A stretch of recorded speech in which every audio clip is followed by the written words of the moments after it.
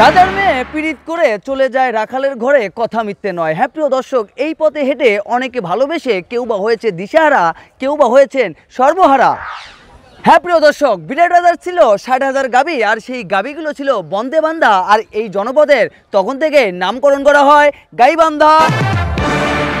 I ছেলেরা I মেয়েরা ফুল তুলিতে যায়, ফুলের মালা গলায় দিয়ে মামার বাড়ি যায়। হ্যাঁ প্রিয় দর্শক, আজকে যাব না মামার বাড়ি, আপনাদেরকে নিয়ে যাব জমিদার বাড়ি।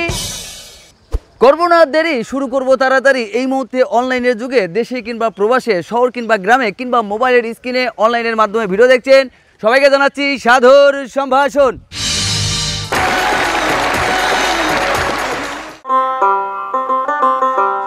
রসে ভরা ভরপুর রসমঞ্জরির ঘ্রাণ, চরাঞ্চলের ভুট্টা মরিচ গাইবান্ধার প্রাণ।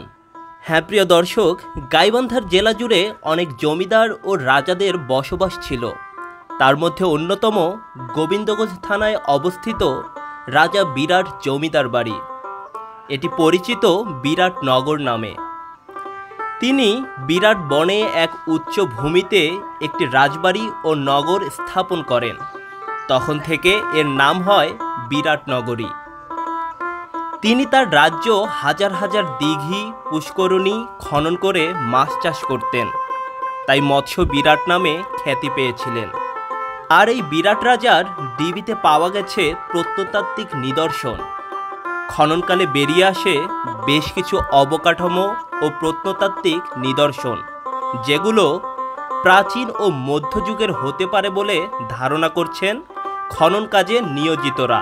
তবে এই নিদর্শনগুলো ঠিক কোন সময়ের এবং কারা এখানে বসবাস করতেন বা কাদের রাজ্য ছিল, বড় আকারে খনন কাজ সম্পন্ন না হলে সঠিকভাবে বলা সম্ভব নয়।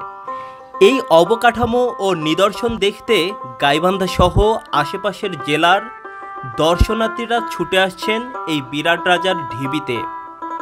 প্রতি বছরের বৈশাখ মাসে রাজা বিরাটের তীর্থমেলায় হিন্দু ধর্মের হাজার হাজার লোকজন আসে এই কাঠামো ও নিদর্শন দেখতে।